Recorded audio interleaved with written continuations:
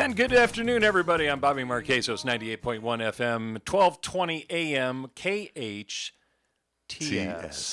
That's right. And, you know, normally at this point, I'm like, oh, it's beautiful, 93 degrees. But the guy ahead of me just did all of that. Oh, that's true. So now it's just redundant. And I didn't want to, break your heart or anything, but that actually happens, I think, every show. But it's the most current, up to date. Like I see you looking at your watch or your phone, like it is exactly. It may have changed. It could have. I've seen it happen. You know what I mean? It's true. We want up to the second, just like Greenwich Village time. You remember you used to have to call in for the time. Greenwich. You know how you used to have to call in for the time? Do you remember that? Oh, absolutely. Do you ever call and listen to absolutely. The time at the will tone. Be, at the tone. Yeah, right. In Greenwich. At the tone, Greenwich. the time will be. Right. We did that. 1:09. So now it's, so you know what I can do? I can just say, and it's still 1:09 and still 93 degrees. Maybe I could do that. Change there it you up. go. Jason Yes. Downs, my wonderful, I was going to say co-host, but he's the guy, man. This is like his show. I'm just in here. And this is Common Ground. We're so glad to have you. I'm That's the Jason one. Downs, Bobby Marqueso. Welcome to a place where we can all agree on the important stuff, like healthy and sustainable food for our families and the future of this planet, which is what our guest today has devoted her life to. She is a magazine and publishing magnate, Maria Rodale. Magnate. Hang on, I'm looking up magnate. She is look it up because she is the very definition. I don't hear Maria that. Rodale of Rodale Incorporated and the Rodale Institute. And later in the show, we'll check in with Tim Ben Boydston from that's a tongue twister. Yeah. From the Canyon Theater Guild, who we love, to talk about what's coming to the stage this weekend. So you won't want to miss that. She's a magnate? She is indeed. Oh, my Lanta. I just looked it up. Wow. I'm a former magnet. A former magnate. Hang on, I got to look it up again. Damn it. Our show is sponsored by Denny & Company LLP Certified Public Accountants. They make your life less taxing at DennyLLP.com. And, of course, the law offices of Lou Espin. When experience counts, count on experience at espinlaw.com. Maria Rodale. She is an author, an activist. She is the former CEO and chairman of Rodale Incorporated, publisher of books such as Al Gore's Inconvenient Truth, turned into a huge documentary, classics like the Encyclopedia of Organic Gardening, which is a huge theme with Maria. She also published the magazines Men's Health, Women's Health, Prevention, and Organic Gardening, among others. I heard it, damn. Yes, yes, we have. She is the author of Organic Manifesto: How Organic Farming Can Heal Our Planet, Feed the World, and Keep Us Safe, and Scratch: Home Cooking for Everyone Made Simple.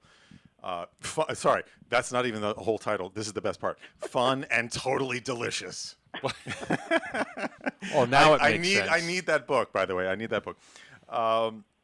She has also been involved as a board member and co-chairman of the Rodale Institute, which is an independent scientific research and education nonprofit which studies regenerative, organic versus chemical agriculture.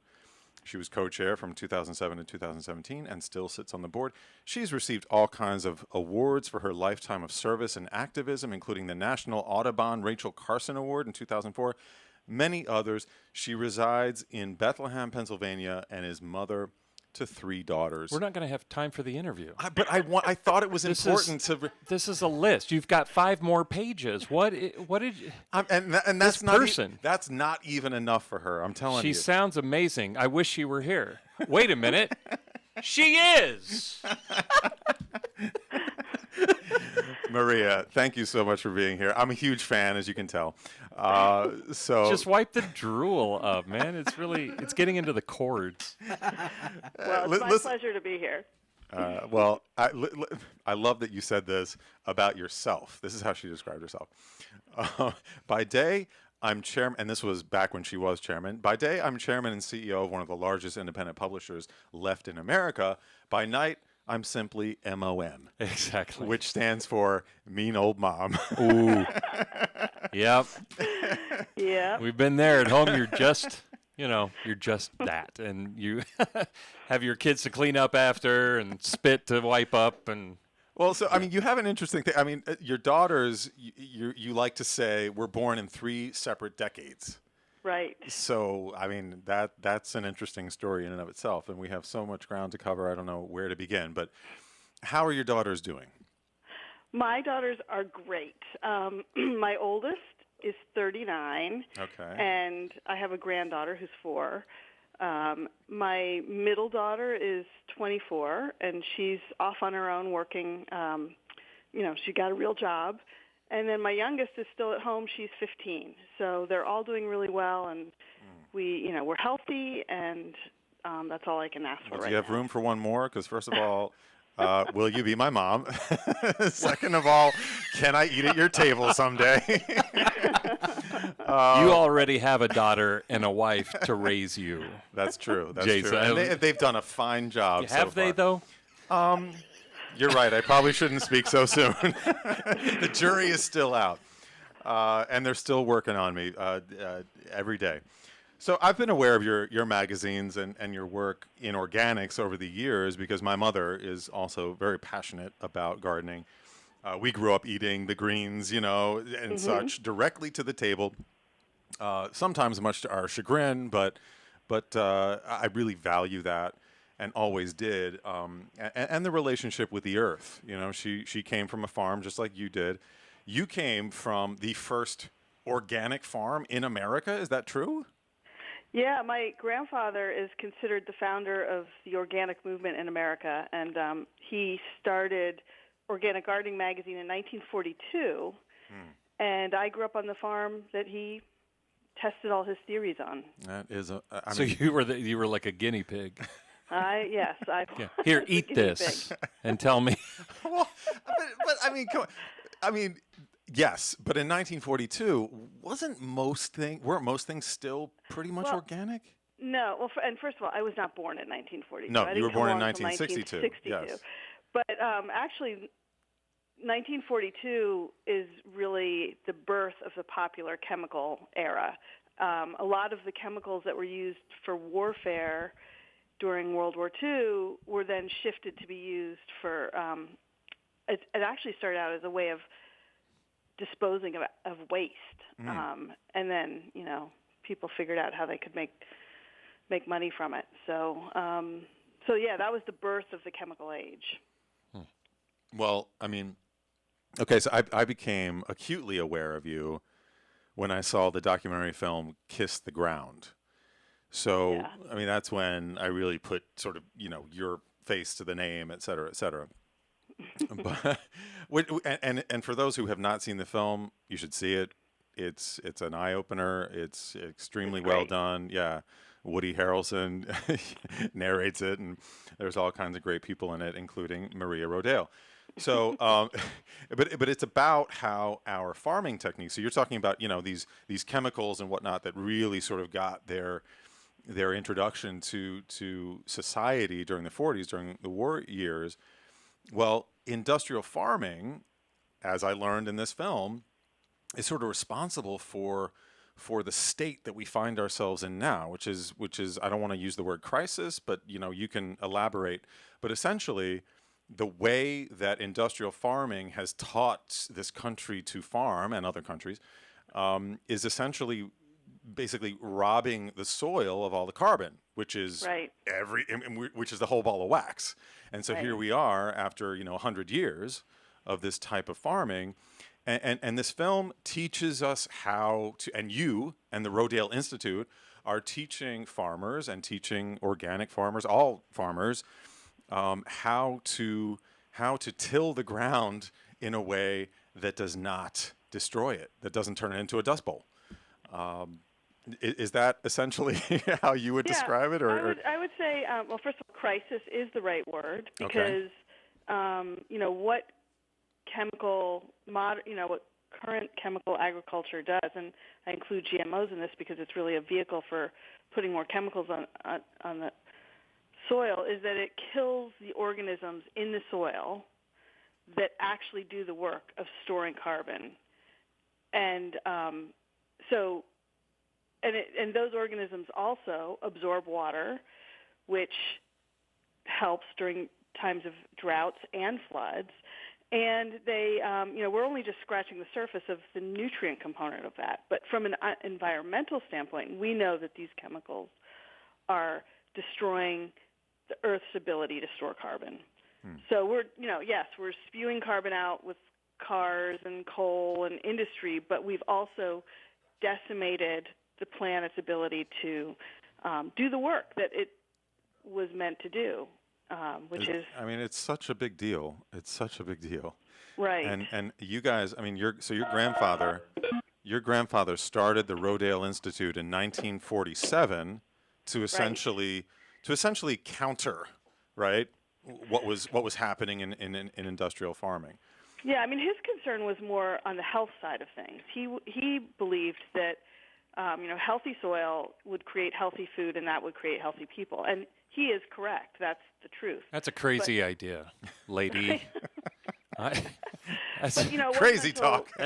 Makes no logical sense. I know. Heresy. But it wasn't until the 80s when we started the farming systems trial at the Rodale Institute that we started to understand that carbon was a huge part of the regenerative organic system. And that's what was missing from the debate. And, it's amazing now that people are finally understanding this and talking about it, but it's taken forever. And well, it does, doesn't it? Exactly. Change, better than anyone. It's consistency. You can put it out there, and not even half the people are going to hear it. Not even most of them aren't listening. Right. And then you just have to be consistent with it. Keep putting it out there. We got to keep putting it, and that's one of the reasons I wanted to have you on and shout this from the rooftops.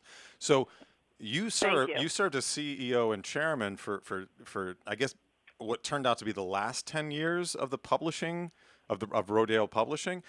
But where in the world in all of this did your grandfather and your father have time to create this publishing empire? Well, my grandfather started publishing because he wanted to get the word out about what he was doing. Okay. And so, back in the 40s and 50s, it was fairly easy to become a publisher. And, and it was lucrative. And he sold through direct mail and made enough money to start the Rodale Institute. And then, in the 60s, the hippies kind of sort of made organic popular, and that helped kind of push the momentum forward. And the publishing business did really well for a while, but then when the digital disruption came along, we realized as a family that the work of the Institute was so much more important to us than actually putting out, books and magazines. So we sold to Hearst and Penguin Random House about 3 years ago. And thank God, because then the pandemic came. Well, right. The timing was obviously really serendipitous for you guys. Yeah, I'm super grateful that it happened the way it did. Yeah. So was that a difficult move? It sounds like it was a family decision. None of your three daughters were interested in sort of taking up the mantle? None of the next generation were interested. Really? They're like, who would want to own a publishing company? Those kids today. Come on. And then when I listened to them, I was like, you're right. It's like it's the old media, and so it's just a thing of the past, and the future is a thing of the past. And and we were, because we had been in business for so long, we were burdened with a ton of ancient infrastructure that a new startup, for example, would not have. Pensions, computer systems that were leading edge in the 80s, but which now were held together with duct tape. So it didn't make sense. So it took your kids to come along to realize your whole life had been a lie. And you're like, what the heck have I been doing my entire life? Not a lie. Okay. We made the most of it while it was happening, and we got out, in the nick of time. Well, so no, and you had the Rodale Institute as well, which is about the future, for goodness sake. Exactly. It's all about the future. So And that's an organization that is so vibrant and healthy and amazing that I'm just proud and pleased that that's my only focus from a work standpoint now. Well, let's take a breath. We're talking to Maria Rodale, the publishing giant and the Rodale Institute, which has really taught us about organic farming since the 1940s. We're so fortunate to have you here. We've got Bobby Marqueso, myself, Jason Downs. You're listening to Common Ground. Stick around. We'll be right back here on 98.1 FM and AM 1220. Healthcare can be difficult if you're underinsured or have Medi-Cal. Samuel Dixon Family Health Center can help. Services are available on a sliding fee schedule. The mission of the Samuel Dixon Family Health Center is to give the Santa Clarita Valley access to affordable, quality primary care. There are 3 locations to serve you: Canyon Country, Newhall, and Valverde. Go to sdfhc.org for more information and to find the location most convenient for you. Starting July 1st, the Biden administration approved new stimulus funding for small business. Small businesses who are in areas of the country, such as, say, Santa Clarita, where government orders affected business operations, they're able to have their payroll reimbursed under the American Rescue Plan, similar to how they were under PPP. There are also guaranteed funds for any business who started operating during the COVID-19 pandemic. To find out more, visit hometownstation.com/stimulus. When was the last time you had a business insurance checkup? That long, eh? It's most likely Glenn Terry time for you and your business. Glenn Terry has been a Santa Clarita resident since 1980 and has deep roots in the community. 22 years in the insurance industry, a trusted commercial insurance specialist with LBW, licensed in 50 states. There's nobody I'd trust more. Call Glenn Terry today and set up your free business insurance checkup at 661-702-6005. Glenn Terry sticks to the mission, not the co-mission. Yeehaw! A new health mandate now requires visitors at hospitals across California to show either proof of COVID-19 vaccination or negative results of a test taken within the past 72 hours. Providence hospitals will screen all visitors to comply with the law and ensure safety for patients, caregivers, and all who visit. Visitors are important to the healing process and to helping provide the best possible care. This has been brought to you by Providence Holy Cross Medical Center. Sweet, salty, tastiest, bacon and pancakiest, big yawns are okay, yummy syrups, yes way, butter pecan, blueberry, old-fashioned strawberry, never empty coffee pot. Mom says it hits the spot, almonds are the fluffiest, Dad's hugs the scruffiest, scrambled eggy, pepper shaky, orange juicy, wide awake, stuffed French toastiest, waffles with the mustiest, buttermilky, smooth, silky, tastes great, love on a plate. IHOP, everything you love about breakfast. Your hometown station, KHTS.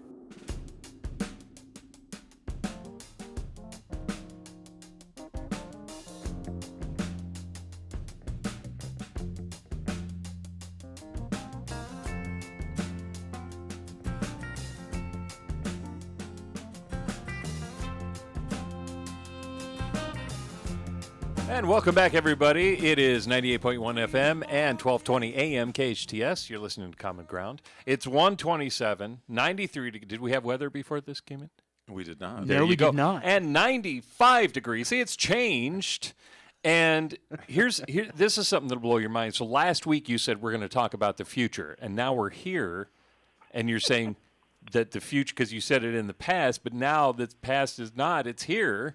And the future we're going to talk more about. The way the construct of time has sort of been established by, people much smarter than you or I, Einstein, for instance, is that, it's relative, first of all. And second of all, the future is always being pushed farther away. So there's always a future, there's always a present, there's always a past. Awesome. Can you excuse, I have to go to the bathroom. Hang on. That's profound. That's in the past.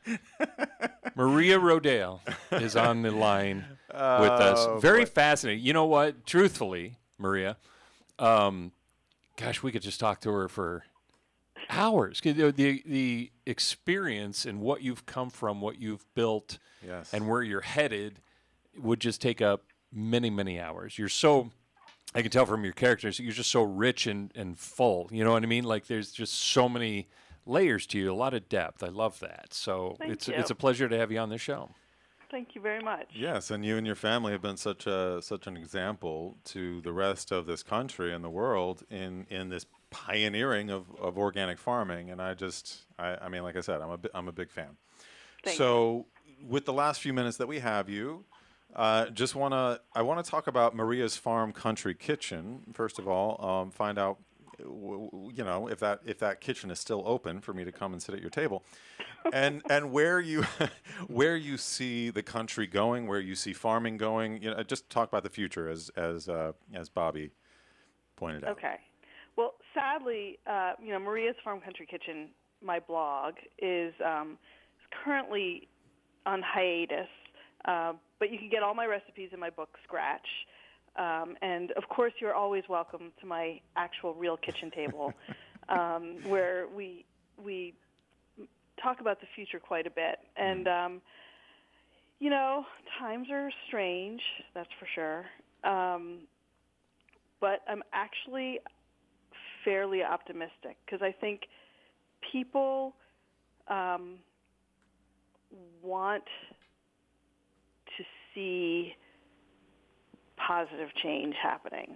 And the barriers that are in the way, like government, corporate interests, they're crumbling. It's happening in slow motion. And when I say government crumbling, I don't mean the government is crumbling. I'm just saying, change is happening. New people are coming in. Old people are phasing out. Older people, older, not age-wise, but... Can you explain that, please, a little bit? I need you to say that one more time. Maria. So, on the subject of time. Lou, pay attention. The passage of time. I mean, one of the benefits of being me is that I've seen the evolution happen over time. So, when my grandfather started Organic Gardening Magazine, the only way you got organic food was to grow it yourself. By the time my father died in 1990, he had never even walked into a Whole Foods. Mm-hmm. They didn't exist. So we've gone from this kind of fringe, quack thing to now, almost every single person has heard the word organic and has an opinion about it. And the market is growing faster than ever before. And now regeneration is taking off, which is a concept that's beyond organic and includes organic, but also takes into consideration animal welfare and sustainability and social justice and all the things that make the kind of world we all want to live in. So it's happening. It's just happening slowly, and the more that every single person can do to speed up in their little corner of the world, the better off we'll all be. Hear, hear. And here's my pitch to you. So go ahead, Lou. Go ahead. So let me ask a question. So, I read recently or over time this issue of seeds where Monsanto I'm sorry, and other seeds. Seeds? Yeah. Yeah, seeds. That Monsanto controls, engineered seeds, and when people do plantings of their seeds, their plants do not produce seeds. Very convenient. Is that true? they hold patents on them. Well, that specific technology, they call it Terminator seeds or something, it has been banned. So that plants do produce seeds. However, it's illegal for the farmer to reuse those seeds. They have to buy new seeds every year. Why is that? Because it's intellectual property that Monsanto owns because it's genetically modified. Yeah, they have patents on them. Yeah. Right. So, the good news is there's more and more awareness that these seeds and the chemical, because they're modified to be able to take more spraying. And so now Roundup doesn't even work on a lot of these weeds. They're using dicamba and 2,4-D, which, are banned in most areas of the world because they're so toxic. In fact, we're banned in the United States. They're being brought back into usage. So, this is not a model that works long term. They keep saying, we got to feed the world. It's no, we're basically using all this technology to make ethanol for cars. That's where so much of this, the corn, the GMO corn and soybean is going to. So it's like it's a house of cards that's about to fall, I think. And regenerative organic is what can feed the world forever. So you think it makes the earth better. And when that model falls, right? You think that the organic and the regenerative has been established enough at this point to take the place? Is it set to take the place? I do. I think there's always going to be a contingent that thinks that there's got to be some technological solution instead of nature just doing what nature does, and humans working with nature rather than trying to, lord over it, control it, reinvent it. The secret to our success as a species is when we'll learn to work in collaboration with nature, and that's what regenerative organic farmers do. I hope that happens. I think when they're talking about inhabiting other planets, I think that's the way they're... Don't laugh at me, Maria. No. Not once did I laugh at you. Damn it, Maria. At you. I'm laughing at, the effort it takes to get to another planet. No, I know, right, to do this. But, I mean, it seems that's the way they're going. Is they're trying to grow, right, instead of just deliver boxes or what have you. So we can do it on another planet. Why can't we do it here? Yeah. Right. Well, that's ridiculous. It's what nature wants to do. So here's my proposal. I love that you having, your family having this history and seeing the history up to this point. I love that you still have hope about where this is going. And it is my hope that, as you say, everyone has now heard of organics and everyone is, sort of becoming aware of what, some of the issues are with our farming and what we can do to, like biodiversity, like you said, just working in symbiosis with nature as opposed to, at odds with it. I truly and sincerely hope. So here's my pitch to you before we let you go. Okay. Here's my pitch. You had the blog, right? Maria's Farm Country Kitchen. Uh-huh. In some form or fashion, I think we should turn this idea, this concept, into a reality series, a docu-series, some sort of TV show that follows you and your daughters and your family at large, and sits at your table each week. She's laughing at you, too. The camera gets to... She's laughing at you. She is. She laughed at me. She's absolutely now laughing she's laughing at you. That's where your praise and your gloating and shouting from the rooftops has gotten you. No, I think it would be great, but it sounds like a lot of work. And well, not you would just be doing what you're doing. It would be work for whoever's producing. and here's a video. Here's a shot of Maria sitting at her computer for 3 hours, writing. Well, we'd have to cut that down a little bit. Yeah, we might want to hire an editor as well along the way. Yeah. Here's a shot of Maria napping. All right, there it is. I got laughed out of the room on that one. All right, so on that note, no. If you know anybody who wants to do that, I'd entertain offers. I'm raising my hand. What, you with your little Nikon? What are you going to do? No, I mean, what do you mean? We're in the entertainment industry. We know people who I know producers. I know. Okay. I'm a writer. I love my privacy. That's the thing. So. All the best ones do. Come on. And we want to invade that. That's what I just heard. That just means you're smart. You're smarter than the. Now I'm going to have to talk to Lou about this, but you're borderlining on stalkerish right now. So I just want to bring a camera to your house, Maria. Let's defer to our legal department. Yeah. Lou. Well, you can follow me on Instagram. Oh, okay. That's allowed. Okay. All right. All right. Maria Rodale of the Rodale Institute and former chairman and CEO of the Rodale Publishing conglomerate, magnate, family business. Such an honor to have you here. Thank you so much. It's a pleasure. And thank you so much for what you and your family have done and are doing. And we look forward to having you back on the show.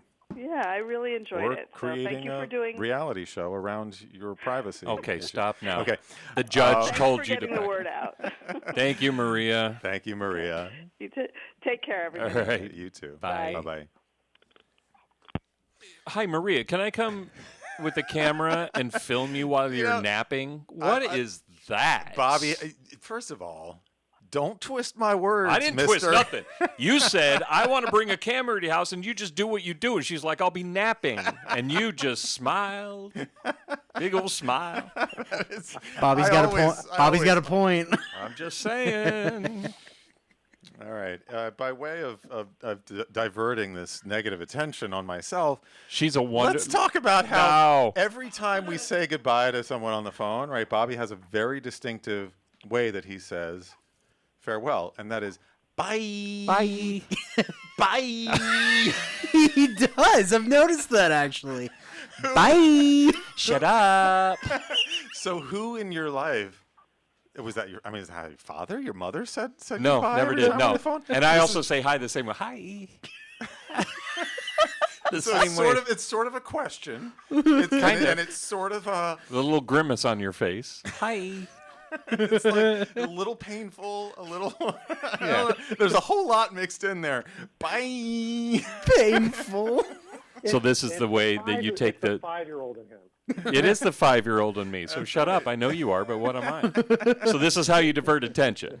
You put others down. I see. Okay. Well, that's And what. and Bobby continues to say, if he who smelt it dealt it. You know, that's what I was going to say after you were doing all that complete, talk about the future and the past and all that kind of stuff. That was the perfect time for me to dribble in my Coke. All right. So let's get Tim Ben Boydston on the line. We have Tim Ben. Yes, please. Let's do that. Unless you want to, take a break and we can have him, close us out. I'm just excited to talk to him. No, yeah. Let's bring him on. Let's bring him on. Okay. Yeah, I think that's good. Okay.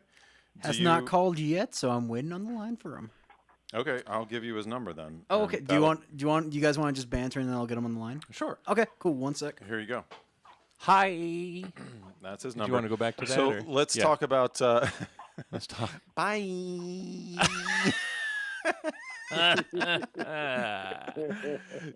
This is also the what folks like me resort to, when they don't have the intellect to sort of come back. Right. We resort to bullying somebody. What did he say I can make fun of him on? Oh, bye. Good one. Exactly. Good one. All right. So today in history, let's do it. Let's touch on that. All right. Since we have Lou on here as well. Okay. So 1841. We're going to start, back in time and move forward. 1841 on this day, August 16, President Tyler is burned in effigy. Lou, do you know why? Do you remember? You almost asked Lou if he remembered. Not remember. Do you remember, Lou? Do you know why? I don't. Okay, so this is very interesting to me because it has to do. I missed that one. It has to do with central banking, right? So President Tyler vetoed the second attempt by Congress to reestablish the Bank of the United States, right? And so this is still a huge issue today: central banking versus. So in response, angry supporters of the bank gathered outside the White House and burned an effigy of Tyler. Wow. That happened today. Also today, on this day in history, a gentleman named George Carmack was salmon fishing near the Klondike River in Canada, Yukon Territory. With the bears? And he spotted some gold. Oh. And this began the last gold rush of the 1800s. This was 1896. 1896. On this day, he found gold in the Yukon Territory, and that prompted 50,000 people to boom. Goodness. What would you do for a Klondike? Would you go? And Jason, yes. Jason, where did the California gold rush begin? Right here in Placerita Canyon. Ah, very good. Right here. Wow. This is where the first gold rush began. First gold was discovered by white men, anyway. Most people think it was Sutter's, right, up north. But that was actually slightly after, right here, Placerita Canyon. Really? Yeah. Wow. They said the gold rush started here? Yes. This is where gold was first discovered, right here in Placerita Canyon. That's why Placerita is called the Miners. I didn't know. But the first white dudes who walked through that canyon, their accounts were, I mean, it was like walking along a beach and picking up seashells, except it was gold. Oh my goodness. I mean, where's the exact area again? Yeah. Where's the exact? I want to give me some of that. Wow. I don't think there's any gold left in them Nar Hills. I'm sorry to tell you. Well, I bet you I'll find some. I reckon. Are you familiar with the phrase, I drink yo milkshake? I mean, I think it's all been sucked up. Wow. But yeah, right here. So if you go, at 14, there's Placerita Canyon Road there. Because I've hiked up there. There's that. Yeah. You go up hiking there. Well, so then, it's a beautiful spot. I didn't see any gold. Oh. Well, yeah, maybe it all got. I mean, I was dying up that path they call the Beast.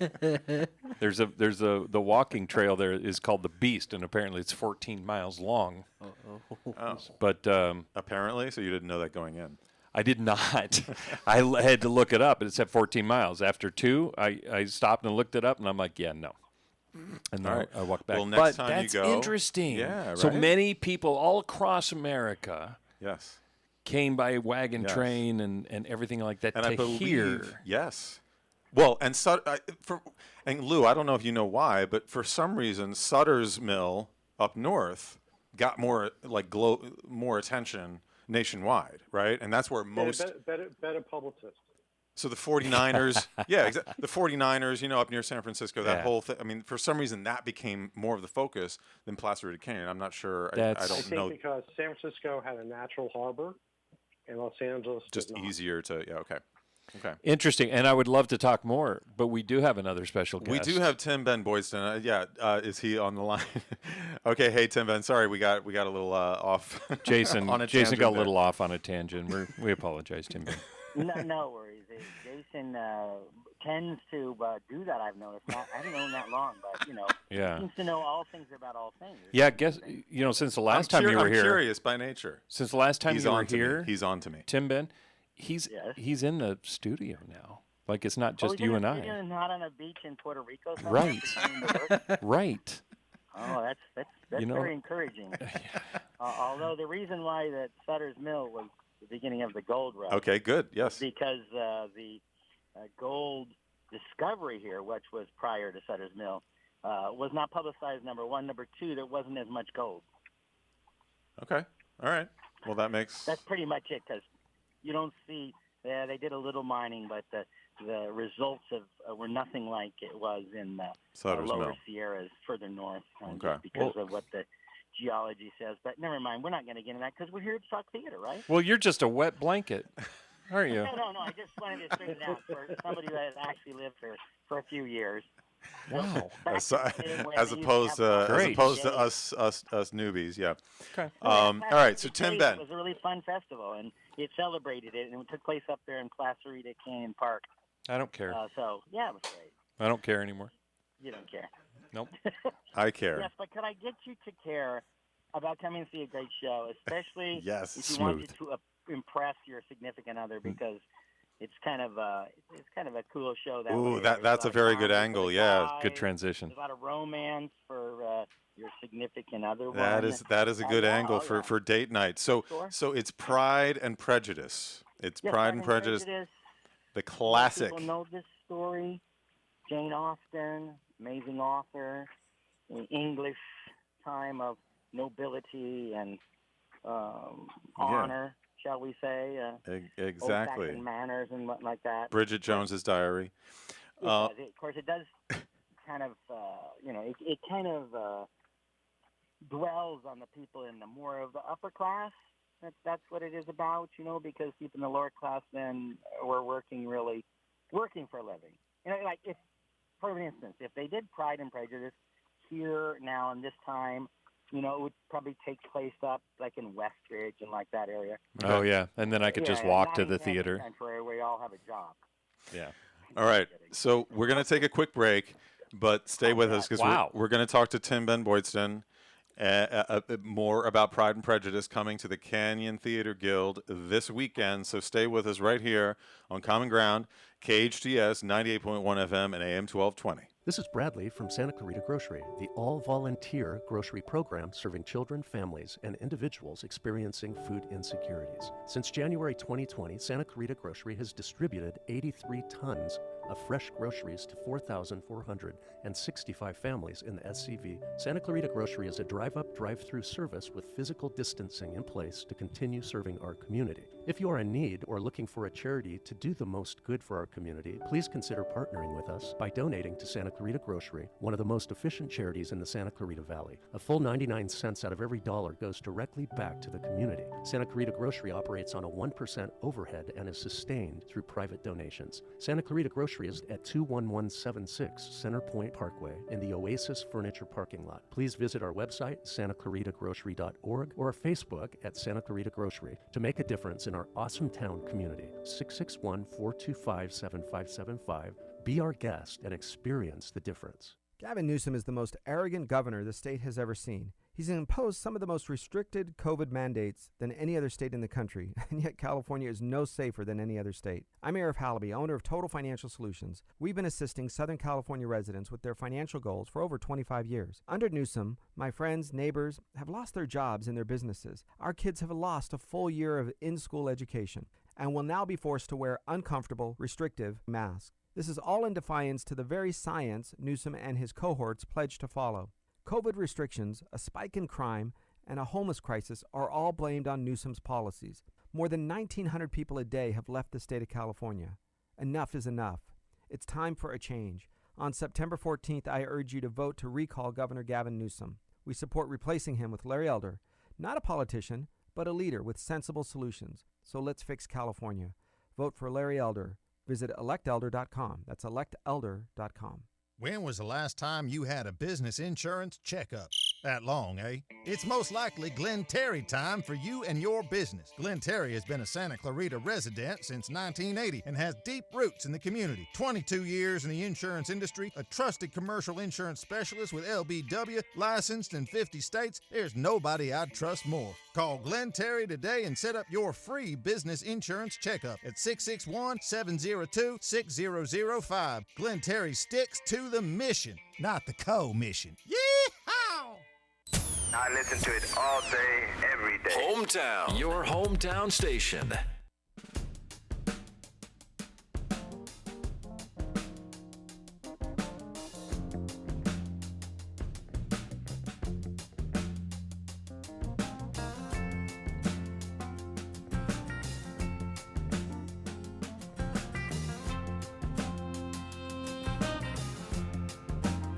And welcome back, everybody. This afternoon, it's Common Ground on KHTS 98.1 FM and 1220 AM. 151, 95 degrees outside. Still 95. Balmy and beautiful. Now, I would go on and on about the weather, but we don't have that long to talk to Tim Ben. No. We want to keep Tim Ben as long as we can. And what's with Tim Ben anyway? Couldn't you decide? Like your parents couldn't pick one? Tim or Ben? Yeah. Well, they watched, what was the name of that show where Billy Bob was on, and the Waltons. The Waltons. And everybody had like two names, John Boy. And Yeah. all that. You wanted That's one. Not true. Okay. That's not true. It's actually, my actual real legal name is Timothy Ben, and when I came, my family knew me as Timothy or Tim, and then later when I got into theater and started doing theater, at Cal State Northridge, where I graduated, there was 2-3 Tims in the first cast, so I said, call me Ben, so I could be not, have 3 people answering to Tim, and I thought it'd make a good stage name, Ben Boydston, has kind of ring to it. Yeah. So I said, I'll use Ben, so then when I went to theater, everybody knew me as Ben at the Canyon Theater Guild many years ago, and then another side of me, which I was always interested in being in politics, kicked in, so I started running for city council. And then people were asking me, so do you have a brother, Ben? And I said, no, that's me. And then, so I started calling myself Tim Ben. Okay. And then someone in the press put it together. I could be Rob Bob. What would yours be, Jason? J-Dog? Oh, my God. No. I don't know. No. That is the same person. Oh, my Lanta. And so then that's pretty much. Very nice. For that. All right. Tim Ben Boydston from the Canyon Theater Guild we're talking with today. Why? Because they have another great show opening. Wonderful show. It opened Yes. this last weekend. It was really fun opening. And it's playing 2 more weekends. And because of the COVID, it has a very truncated run. Usually they'll run a show for 5 weekends or 6, depending on the type of show. And so this would generally run 5 weeks, but it's only running 3 weeks because of how late we were able to open the season. So there are 4 opportunities to see it this coming weekend and 4 opportunities the next weekend. So 8 shows in 2 weeks. So you certainly be able to find time Friday night, 2 on Saturday, and 1 on Sunday in the next 2 weeks to see the show. Our season ticket holders are I'm sure, all going to come see it. We hope that the general public will come see it as well. Of course, it's a completely G-rated show. And Pride and Prejudice is wonderful. Do you guys know the story? Oh, absolutely. What's your favorite version, by the way? You know what? My favorite version is the one we're doing. Of course. Because it makes me laugh. And I picked this particular play because there are countless versions that people are always doing adaptations because it being in the public domain, you can do that, right? Yeah. And so there's a lot of versions out there. This particular one does a good job of condensing what's usually a much longer story into the time frame of about an hour and 45 minutes. And the operative thing that this version has is the comedy. The person really captures the comedy of the situation, and it's a wry commentary, especially from the father of the daughters that they're that the mother's trying to get married off, and it's not as out of date as people might think. Oh, not it. It's a delight. Are you kidding? And some of the film versions have been great too. I mean, there's the classic, obviously, that actually incorporated a lot of humor as well with, so many great people in that, like Alan Rickman and Hugh Grant, and of course, are you familiar with these? Yes, I am. I have seen a couple, but for me to name all the people in them, I couldn't do that. My adaptation has lightsabers. Oh, yeah? Yeah. Okay. It's different. That you're still writing, or? Yeah. You're developing well, it writes itself, doesn't it? It does. Pretty much just writes Pride. itself. Well, actually, I mean, there was a Pride and Prejudice and Zombies that came out, I think, most recently. That was even after the Keira Knightley version. But anyway, it's a timeless piece. As you say, I think it is absolutely still fun, still relevant. Can't wait to see it. And encourage everyone to go out to the Canyon Theater Guild. There's 4 shows this weekend, 4 shows the following weekend.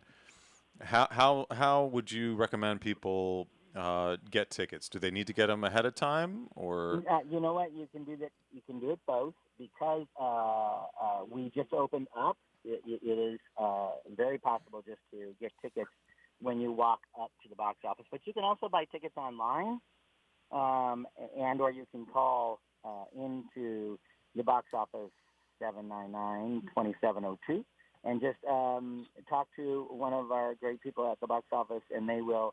You can get tickets over the phone using a credit card. So it's whatever's convenient for you. So we do have online tickets available as well, and I think that people see it, they're really going to enjoy it. I know they are. And then you have Mamma Mia coming up after that. So we'll have you back on again to talk about Mamma Mia, because I know that's the one people have been waiting for, as have you, for many years to get the rights. So we'll have you back in a couple of weeks to talk about that. But as always, Tim Ben Boydston of the Canyon Theater Guild, Pride and Prejudice this weekend. Check it out. Thank you so much for having us. And in honor for of the being Waltons, here. I think Thank we should you. just say Thank you. good night, Lou. Great talking to you guys. I just want you both to tell me which one you are. Are you the Darcy character, or are you the bad guy? Ooh. I can't give a name because I don't want to spoil it for the 3 people that don't know this. We'll let you know. Ooh. Can we get back to you? See, I think it's obvious that Okay. I'm Darcy and Right, I'm the bad guy. And Bobby is right? I suppose, yeah. Although I always play the bad guy, let me be Darcy this time Sure. around. Okay. All right. So good night, Lou. Good night, John Boy. Good night, Jason. Good night, Patty. Tim Ben, thank you so much. Good night, Tim We will Ben. see you again in a couple of weeks. Good night, John Boy. So I just want to thank our amazing sponsors. We've got Lou Espin here joining us today. You can contact him at espinlaw.com. When experience counts, count on experience. And of course, Denny & Company LLP, certified public accountants. They make your life less taxing. You can reach them at dennyllp.com. As always, thank you to KHTS staff here. We got Patty Suica. Thank you so much to Bobby Marqueso, Jerry and Carl here. And it's a pleasure to have you on Common Ground, where we can always agree on the important stuff. I'm Jason Downs. You're listening to KHTS. Until next time, stay safe, stay informed, and stay optimistic. Good night, Mary Ellen.